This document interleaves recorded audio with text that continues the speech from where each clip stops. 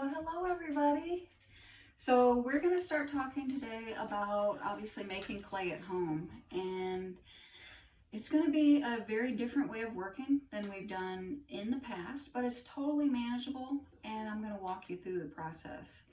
So obviously the first thing that you're going to need is some area in your house that you can work, that you can clean up when you're finished, that your parents are not going to get angry with you, or whoever you live with is not going to get angry with you.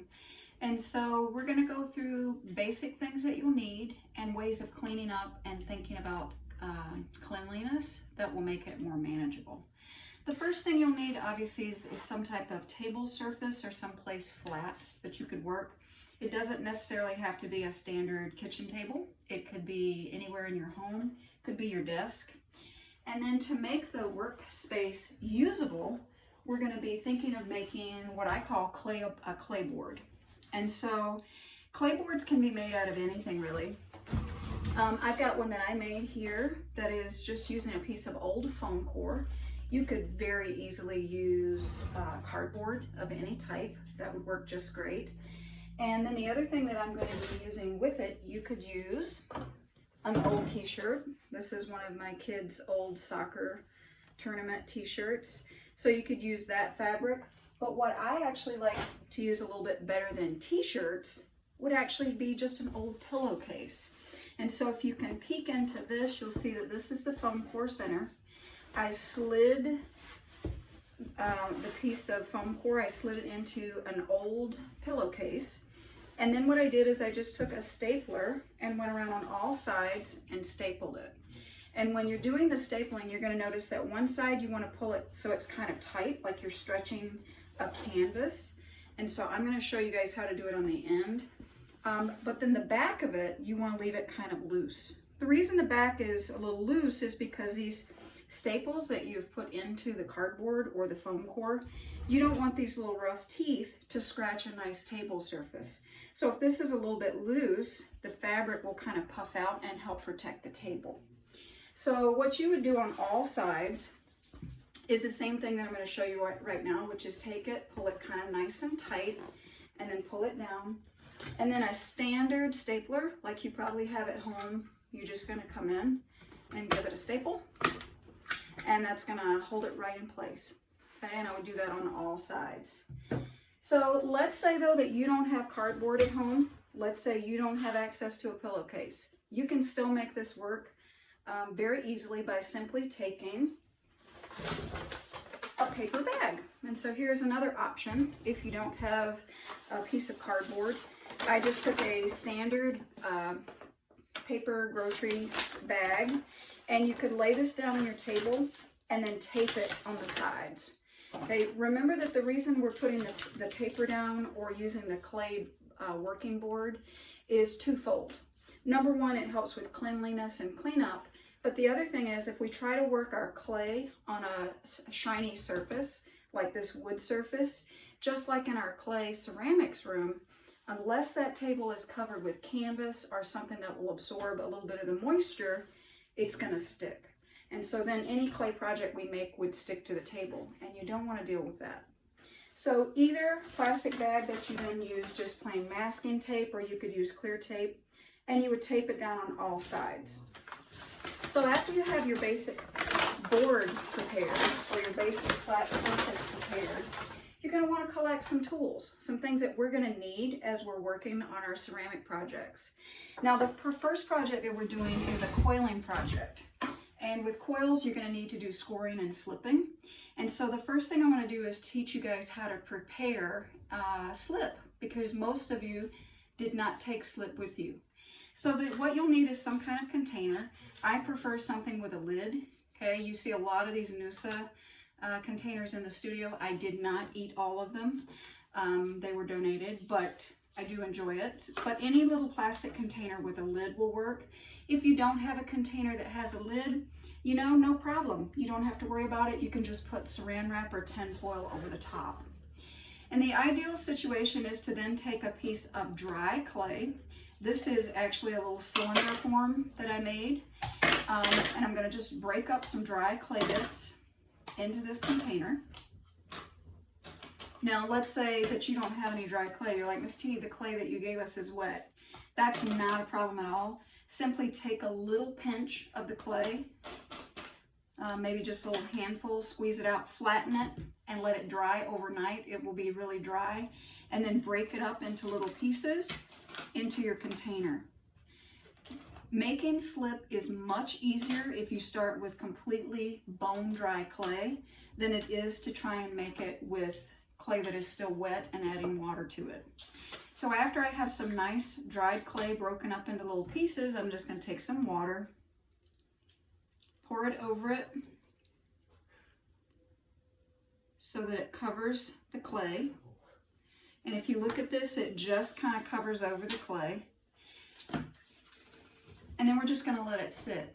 And if the clay is completely dry, in about 20 minutes or so, it's going to completely dissolve into a really beautiful material that we can make into our slip. And I'm going to show you guys at the end of the demo how you mix it with a fork and makes a really perfect consistency. But for now, we're going to put this to the side and let kind of the water do its magic as I'm going over our other improvised tools. And I say improvise because I really think it's important for you guys to know that you can do ceramics at home. You can make hand-built projects at home. And I'm going to be doing the same thing. And so what are some supplies that we will need to do our clay? Well, the slip we have preparing. The other thing you're probably going to need is you're going to need something that can take the place of a fettling knife for cutting our clay. Now, obviously, you don't have these at home. I happen to have a lot of them. But what you can use instead, you could simply use a paring knife like this one. Butter knives you can use, but the nice thing about a paring knife is that it has a really nice thin metal piece at the end here. Now, I will caution you, if you're using knives to do any type of clay work and you have younger siblings, do not leave those on the table. Don't drop it on the floor. They could step on it. So safety first. If you have small siblings, then use a butter knife, okay, or use something that's safer. Other things that we can take the place of. One I already gave you. With each of your little bags of clay, I gave you guys a popsicle stick. That's going to take the place of our modeling tools. And so we have different types that we use. You can take that popsicle stick and use sandpaper if you have it, and you can actually file off the end of it and make it exactly the same shape as a modeling tool. And it'll be really smooth and perfect to work with for your clay forms. If we were at school, we would be smoothing out the outside of our coil forms, and later the slab form we're going to make after that with one of our ribs. The ribs that you guys are most frequently using in class are the wooden ribs. This is a black rubber rib, but we don't have access to these, or you won't have access to these at home. So what could you use instead? Well, one option would be to find something like a spatula like this one. This is an old one that I had kind of in the cabinet. So if you give it a little twist and unhinge it and pull this out, this is going to give you a super awesome little shape that you can use exactly like a rib, okay?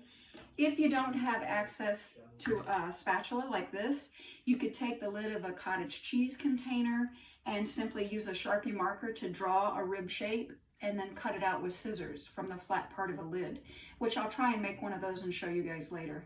The actual handle part you could use for paddling. You could use it for shaping and doing texture on your form, so keep the handle as well. The other thing that we'll be using throughout the process will be something to make slabs, okay? When we start our coil form, which I'm going to be demonstrating, if not today, I'll be making a video soon going over how to construct your coils. We'll be starting out with a flat base, and the flat base can be made by rolling a slab. Now, obviously, I taught you guys in class how to take the clay and kind of toss it a little bit, and I'll review that in the next video. But we also used a rolling pin. So if you have a rolling pin at your house, this is just a little pastry one that I had that's never used. You can use the full scale rolling pin. If you're going to use your parents or your guardians or your whoever's rolling pin, it's going to be really critical that you wash it with nice hot soapy water when you're done, but the clay won't hurt it as long as you are very clean. But let's say you don't have a rolling pin at home, because a lot of people maybe, hey, they don't bake as much. Other things you could use and improvise. You could take the end, this is actually an old table leg that's rounded. Now I'd have to remove this section, but I could roll with this. This is nice because it's made out of wood. Remember that if you're trying to roll with things that are plastic, like I've actually had kids take a soda bottle, and if you take a soda bottle or like an ice bottle, that water beverage, fill it with water, you can actually use that as a rolling pin. But the one drawback of that is because of that plastic surface, the clay will tend to stick to it. What can work as a better option would be something like the center part of paper towels, or the center part of like it needs to be more stiff. Wrapping paper now is not as stiff anymore. But you could also use alternately a shipping tube like this one. These would work great for rolling out the clay because they're going to absorb a little bit of the moisture and it won't stick. Okay. If worst case scenario, you don't have anything like this, you could actually take an oatmeal container. Take the paper off of it and use the side of an oatmeal container. And that works really well for rolling slabs. And as we start making our slabs for the demo later, I'll show you how to use those pieces. Other things that we're going to be needing, particularly with our coiling assignment, is going to be needing, we're going to need a banding wheel. Now the banding wheels that we have at school, you guys had just started using those. Those were those brown rotating pieces. I don't even have one here. It looks kind of like a Lazy Susan, but you can improvise and make something that will allow you to adjust and rotate your form as you're sculpting on it or working on it. So the things that you'll need a plate, like a saucer. A smaller one tends to work better. A bowl of some type, preferably one with a wide foot on the end like this. And then you can take, if you take either a napkin, or you could use something like a washcloth, place the saucer on top, and then you would put your clay form on top, and then it'll allow you to rotate and work on this as you go, which you're going to find is very important when you're trying to create something that is symmetrical. Another thing that I found that works really, really well is if you've got a wider container, like this little guy for nuts, or sometimes you'd see other things inside of these cylinder forms, you can place this right on top. And I really like this even better than the bowl. It just seems to work a little better. Put your form in the middle and then you can rotate it, okay? So other things. In addition to the banding wheel, when we start working on our coil form tomorrow, we're going to need something that we can do scoring and slipping with. Now, when you guys have done your scoring and slipping with your pinch animals, you used a serrated rib. Well, we don't have a serrated rib, obviously, but what we do have, most of you will have access to, will be an old toothbrush. These things are super cool because not only can you score up the clay by making marks, it also allows you to later come in and you could put slip on top of the clay with the brush as well. So it's kind of a multi-purpose tool. Now, I do caution you, don't use your younger siblings' toothbrushes to do the slip work. This should be an old one that's not going to be used for anything else. So be nice to your siblings. Okay, let's take a look real quickly and see how our slip is doing. As you guys can see, it is completely dissolved. And now I'm going to just take a fork and I'm going to mix it. And you can see I've only been talking to you guys maybe 6 or 7 minutes, and it's already really dissolving nicely. And then that's going to show me, hey, I need maybe a little bit more clay. So I'm going to break a few more dry pieces in. But this is the same process that you would use. And then again, you would want to clean your fork with soap and water. That brings up the issue of cleaning up after you've been doing work with clay. If you're using something like a dinner table to do your work, it's totally safe. It's not going to hurt you, but you should clean off the table. And when you clean the table, use soap, a cloth, and then I would put the water for cleanup in a bowl. And then instead of throwing that water down the drain, just to be on the safe side, throw it outside in the backyard. That way, if there's a little bit of clay that builds up as you're working on the table that gets in that bowl, you don't have to worry about it going down your drain because your parents don't have clay traps. Okay? I'm going to keep working on this and getting my clay ready. And your assignment for today is going to be to try and set up your clay station and find some tools that you think you're going to need. get those prepared, and then you're going to take a picture of your clay space and send it to me. That way I'll get to see your clay station, but I'll also get to see your lovely faces. So make sure you're in the picture and smile. Give me the thumbs up. All right, you guys, we've got this. This is going to be awesome. Take care, and I'll see you probably tomorrow. Bye.